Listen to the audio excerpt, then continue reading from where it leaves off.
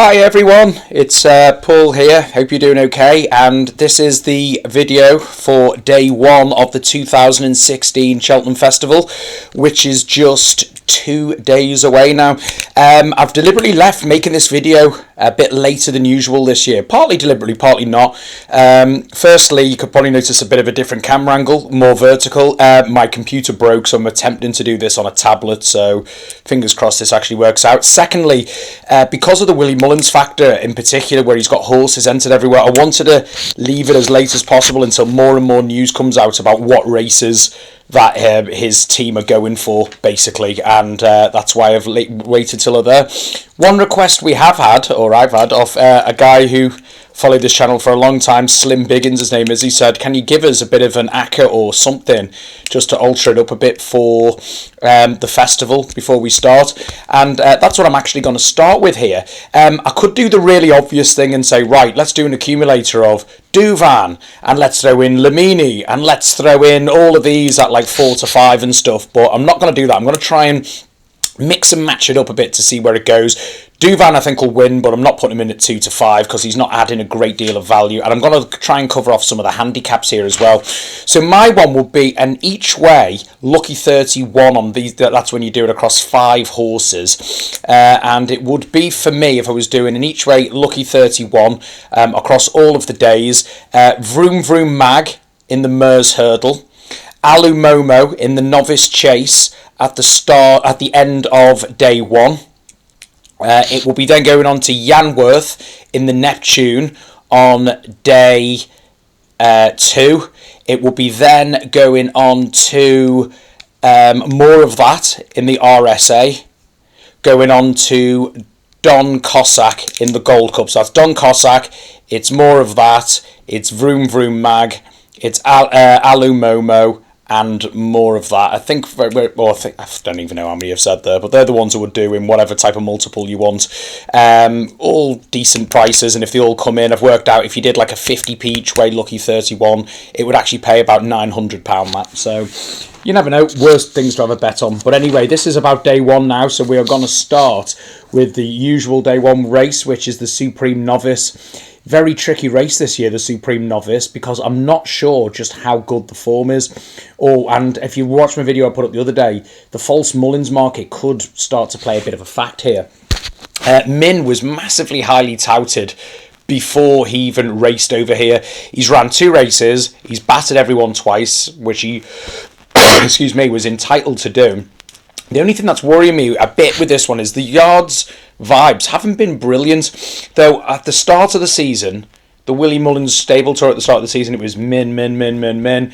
You asked Richie, who's the horse you're most looking forward to? Out of everyone, Min. This is what this horse is about. And he's done everything asked. He's come out recently, Willie Mullins, and said, I don't know why he drifted on Betfair. He's been absolutely fine. There's nothing wrong with him. But that's the kind of worry that I have. The problem we don't know is just how good he is, to be honest. He's beaten some pretty much average horses easily enough. He cruises along through his races well. He seems to stay pretty well, but we just don't know how good he is. Like with a lot of these novices, he's never travelled before either, so maybe he doesn't take it as well. People are also questioning the ground, but the reason I've got no worry about that, he's from the same breed line as Douvan.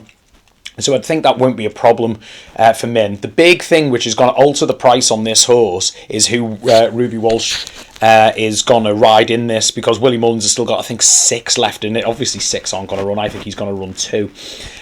But whether he goes for this one or not, that's something worth taking into consideration. But Min, he's done everything right. Obviously, think about it, your Champagne Fevers, your Forheens, Douvan, all win this. So the yard know how to get it done. So Min's got to be high on the list. Altior's interesting for Nicky Henderson. He's only been beaten twice, and both of them were in bumpers. But one of those bumper beatings were behind a horse called Barter's Hill, who's heavily fancied later on in the week. He's a course and distance winner, which is obviously really important. And Nicky Henderson has got a pretty good record in this race. Maybe not without winning it all the time, but he had Sprinter Sacre Place near, and he's had plenty of others over the years run really well. The problem I don't know with this one is how good the form actually is. The form's been a bit let down by the other ones. Nicky Henderson as well also has a horse in here called Bouvredere. Very, very similar profile to Altior. But all of his performances that he's had has not been at this level. It's a big jump up from where he is now. Don't let the jockey bookings make you think that Nico de Boinville as well has picked Altior over Bouvardere, because Noel Feely, who's down to ride the second one there, has like a relationship with that connection, so that's not exactly something to say, oh right, he's picked one over the other. Though if I had to separate the two Henderson horses, I think the Altior form this year is a bit stronger than Bouvardere, though they're so similar match, because even Bouvardere got placed behind Barters Hill in a bumper as well. So it's the so similarly matched. It's amazing, really, to have two from the yard like that. Tombstone's interesting from Ireland. He's got a very decent level of form, though the last couple of times he just hasn't seemed to fully get home, and I just worry with him with the hill whether that will necessarily... Well, I don't know, will it play to his strengths in the fact that if you're not fully getting home and you don't have the speed for it, it's kind of blunting the speed? Or is it a case of which will make it more of a step, or will he just not get home? That's the bit I can't get to the bottom of. The fly in the ointment here is York Hill, again for Willie Mullins. He's unbeaten under rules and was a Group 1 winner on his latest start at Kempton, I think it was. The good news, I suppose the benefit of that is he's proven he can travel over to England and not have any ill effects. So that's the main side of it there. Looking at his pedigree, though, and what he's done in the past, he is just laden with stamina, this horse. He can stay for Britain. So the question for me is, will he go in this, or will he keep him for the more stay-in races? I've got a feeling they're going to go for this, because in the novice division, the novice stayers seem to be more settled in the Mullins yard than the 2 milers. So I think they've got an abundance in those ones. So I've got a feeling he might go for this. Looking at the other ones, Penglai Pavilion's interesting. He won over 2 mile 4 here at the course in the past. So he proves he clearly stays.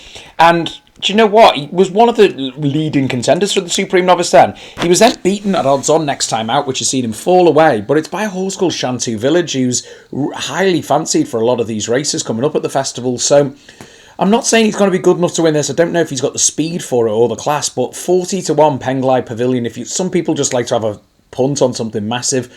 There's worse ones you can have a punt on. Also of interest is a horse called Charbel as well. I think it's for the Kim Bailey yard, because he's got form behind Yanworth, who's likely to be favourite for the Neptune on day 2. I'm actually going to the festival on day 2 this year. I won tickets in a competition, which is a nice little extra, but there we go. But the one worry I have about Charbel is he's been beaten twice at odds on already this year, so he's clearly got his limitations. He clearly has problems. So is he going to be good enough? I doubt it. It's a very tricky start, but I'm actually going to side with Min, because he's done everything right. Just because he was more highly touted at the start of the season than now doesn't mean he's done anything wrong. So I am a minion, as the fans are known as, so I'm going to be following Min. Even though 6-4, going back to my original video, that's probably too short. I'm going to hope for over 2-1, because I think he should be. Well, 1, 2, 3 I'm going for here, though, is Min from, I think, Altior for the Henderson yard could run a good race. And I'm going to put York Hill in third. I could see him running well, but I just worry he's more stamina than speed. Second race is, as always, is the Arkle, and this seems to all be about one horse, the amazing Duvan. Obviously, I tipped him up to win the Supreme Novice last year, and he absolutely destroyed that field. He then did the same at Punchestown. They've sent him novice chasing, because obviously over 2 mile hurdlers they've got an abundance, though after the injury to Faheen, I bet you Parton must have been thinking, oh, I wish I kept him over hurdles, but you never know what's going to happen, do you? But both starts for Duvan over fences has been amazing. He's just absolutely trounced everyone. He's still making mistakes, but you've got to remember he's a novice, so novices make mistakes. They don't put foot perfect rounds in. He's all class, and even if he makes 5 mistakes here, as long as he stays on his feet, I don't think there's anything in this field that can beat him, to be honest. But 2-5 suggests that. A lot of you, rightfully so, will go looking for each way bets. Now, Vaniter for Nicky Henderson again is in decent form. And the only worry I've got with this one on 2 things. One, behind the Gary Moore horse at Kempton, who's okay, a bit of a reformed character. He came right up but didn't go through with his effort, and that disappointed me a bit. The other massive question mark I've got is here, and okay, includes over hurdles too. He's 0 from 5 at the course and often runs badly at the course, so that's a huge worry I would have to take even 5-1 about it. I love Garde la Victoire for Philip Hobbs, and those of you who follow me on Twitter, and if you don't, my Twitter name is at the Oz 81. I've been impressed with this horse. Each chase he's done, he's won well, and he even won over course and distance, beating Bristol de Meyer, went on to win a group race, so he's got everything going for him. The course over hurdles and fences, he's 3 from 4 with second at the other one. Hobbs knows what to do in the Arkle. He's had the likes of Captain Chris come out in this before. Minora's gone well in here in the past. But the big question is he going to win this? But one thing I would say is whatever race this Gardle Victoire runs in, keep an eye on him. Personally, I think he might go for the 2.5 miler because he's got absolutely abundance of stamina. You might have seen when he won the international hurdle a few years back, he just grounded out. So I think they might go 2.5 mile. But if he goes back for this, keep an eye on it.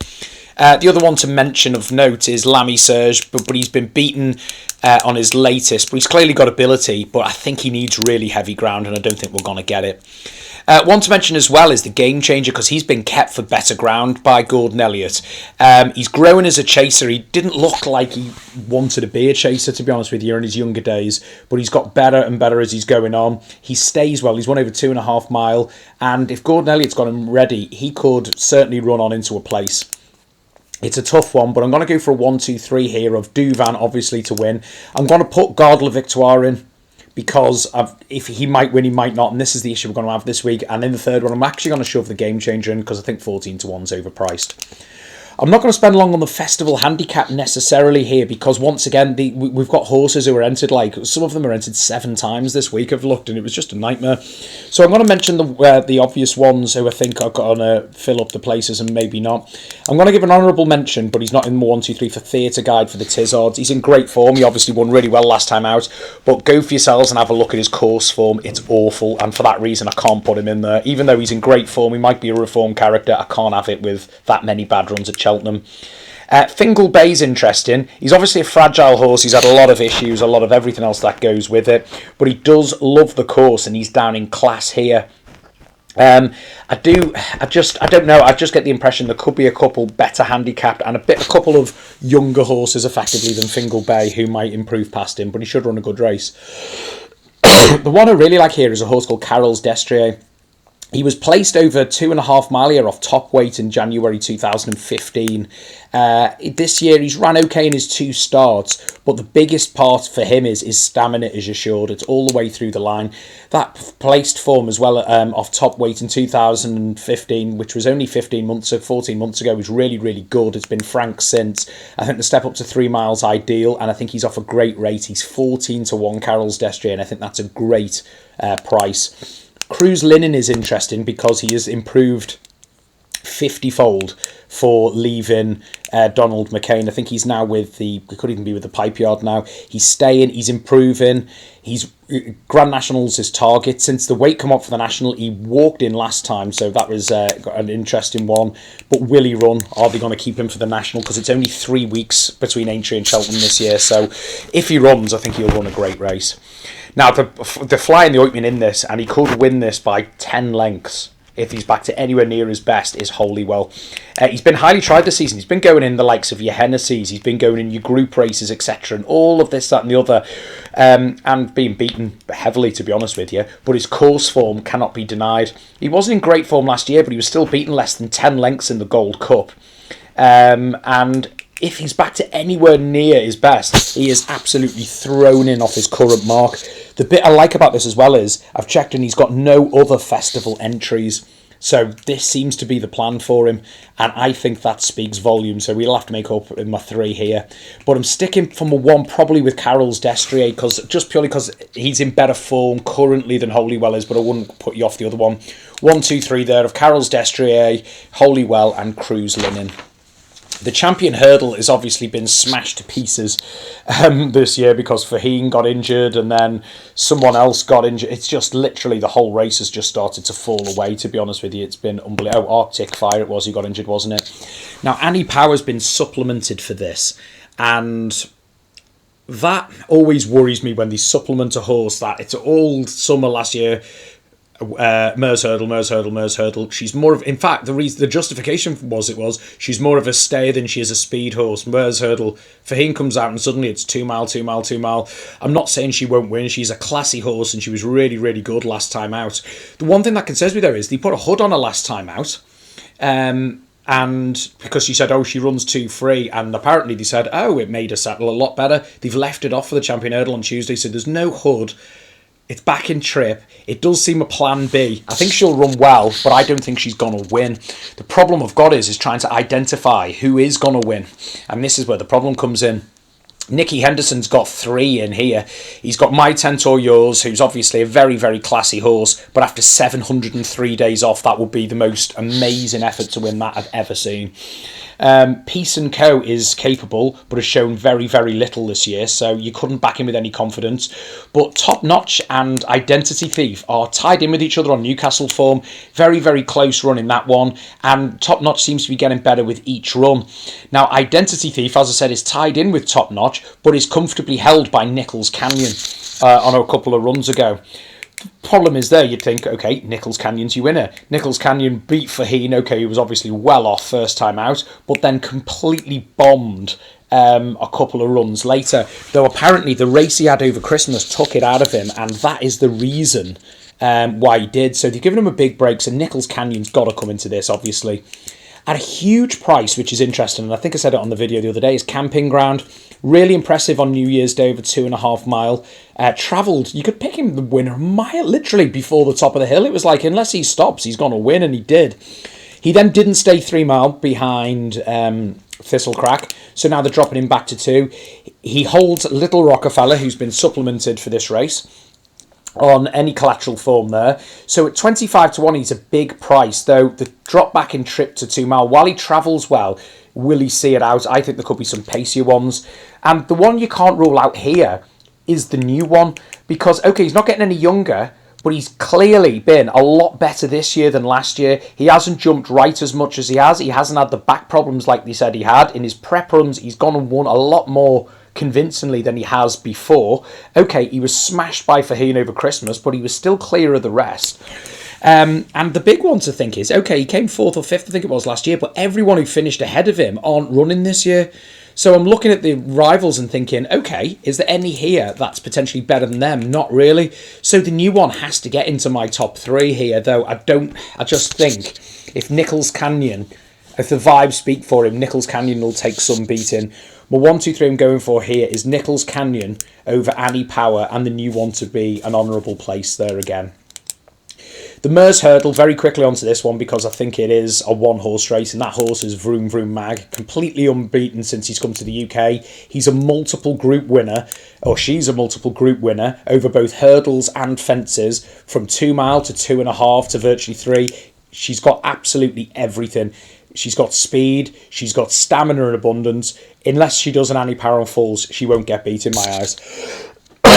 For the places, though, you can get some good each way value. Lily War, Jesper's Bell I can mention, Ballychorus, KT2. They've got some form, but I just don't think that form stacks up well enough compared to what's actually happened here. The other thing to remember is with Vroom Vroom Mag as well, is she's come over to Ascot as well, so she knows how to travel, so that's all good. So for the places, I'm actually looking at the 2 who filled the places behind Glenn's Melody last year. Polly Peacham, obviously a course and distance winner in the past, 2nd last year, decent form again, has absolutely every chance. And also Bit of a Puzzle, who was only a half-length 3rd in this last year, though once again with the plan B, had the most disastrous chase career I've ever seen a mare have. I think she's fallen practically every time she's run. So this is kind of like, right, let's launch her back to hurdles. I don't like it when they do that. I think as well the horse sometimes can benefit from it, sometimes not. And I think she is likely to fill 3 again.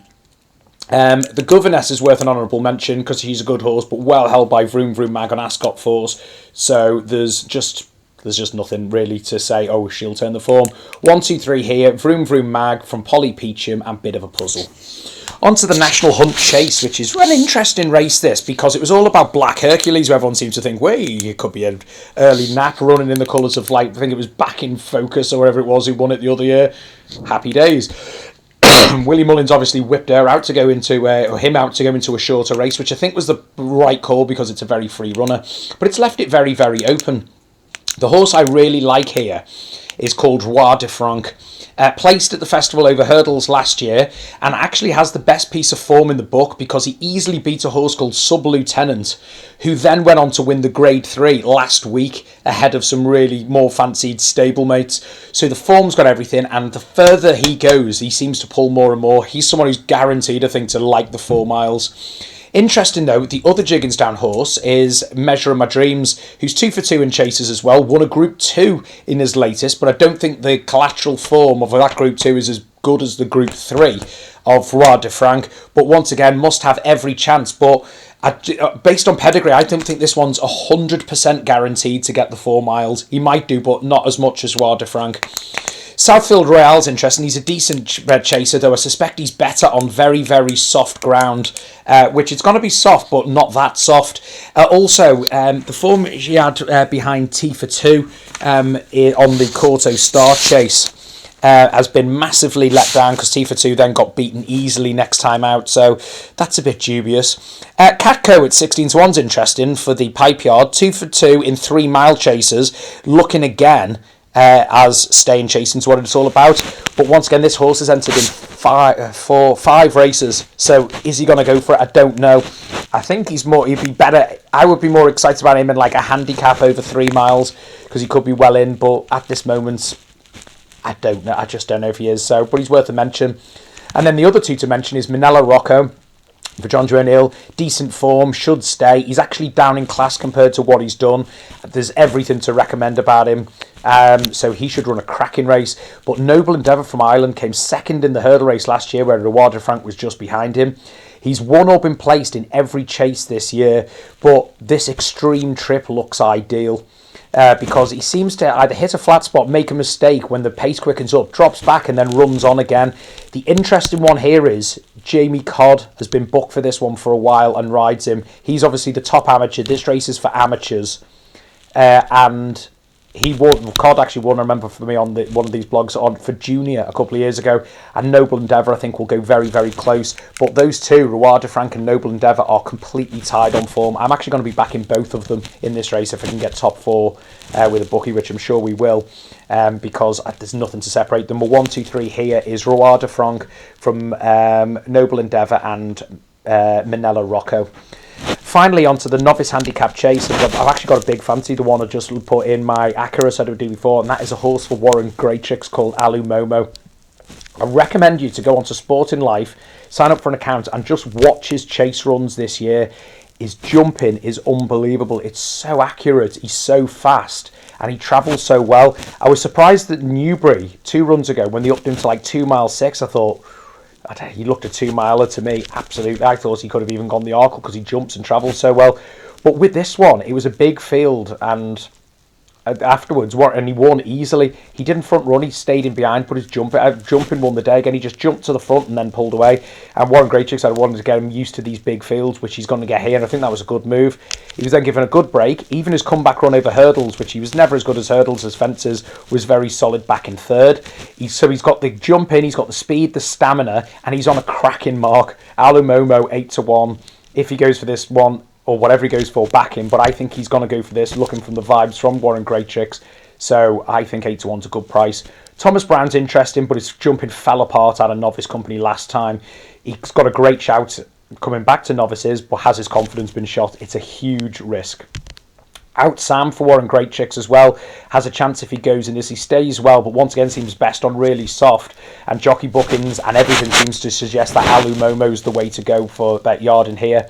You've got to mention Thomas Crapper because he's a mainstay in these Cheltenham handicaps and always seems to run well at the festival. The problem is can't put him in my 1, 2, 3 this year because he's shown nothing. He gets better in the spring, but this year he's been particularly bad. The interesting one here, Jigginstown have 2, Killer Crow and Pair of Brown Eyes, both in the same colours. Both are Irish, but the interesting one, Pair of Brown Eyes, actually no, sorry, it's apologies. Pair of Brown Eyes isn't Jigginstown, Killer Crow is. What it is, the latter, Pair of Brown Eyes beat Killer Crow last time. And though I think the pair are really, really similar, they've got similar form. The amazing one, Killer Crow, and I think because it's Jigginstown, is like 10 to 1. Pair of Brown Eyes is 20 to 1, 22 to 1 with some bookies at the moment. And I don't understand why one's 10 and one's 22, apart from the colours they're trained in and the trainer themselves. I think as well, because it's hard to weigh up Irish form, I think both of these are pretty well in as well, you know. So you've got to keep an eye on the pair of them because they're a bit dangerous. One I've got to mention, though, is the Skelton's Willow Saviour. The yard have done amazing to bring this back after 2 years off. He's won 2 from 3. Stamina looks the strong suit. He seems to be winning over less, but without being dynamic. So for that reason, he's on a nice weight, and he makes up my 3. 1, 2, 3 here. Alu Momo from Pair of Brown Eyes and Willow Saviour. Sorry, that was a hell of a lot to fit in for video 1, but I will be back hopefully tomorrow once we know a bit more for day 2. Thanks for watching. See you again. Bye bye.